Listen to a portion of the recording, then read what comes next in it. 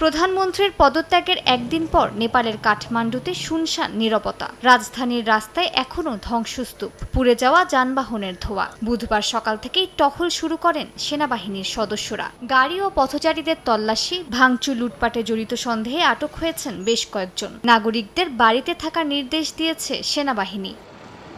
জাতির উদ্দেশ্যে দেয়া ভাষণে দেশটির সেনাপ্রধান জেনারেল অশোক রাজ সিংদেল বিক্ষোভকারীদের আন্দোলন বন্ধ করে চলমান সংকটের সমাধান খুঁজে বের করে আলোচনায় বসার আহ্বান জানান। नेपालमा हाल भइरहेको आन्दोलनको क्रममा আমাদের সবার কর্তব্য হলো কঠিন পরিস্থিতিকে সহজ করা, পাশাপাশি জাতীয় ঐতিহ্য, ব্যক্তিগত সম্পত্তি, সাধারণ নাগরিক, কূটনৈতিক মিশন এবং জনসাধারণের নিরাপত্তা নিশ্চিত করা। মঙ্গলবারের সহিংসতায় পুড়ে গেছে সুপ্রিম কোর্ট, পার্লামেন্ট ভবন, একাধিক মন্ত্রী এমপির বাসভবন। আগুনে দগ্ধ হয়ে প্রাণ হারিয়েছেন সাবেক প্রধানমন্ত্রী ঝলানাথ খানালের স্ত্রী রাজ্যলক্ষ্মী চিত্রকার। এর আগে প্রধানমন্ত্রী ওলির নিজ বাড়িতেও আগুন ধরিয়ে দেয় বিক্ষুব্ধ জনতা।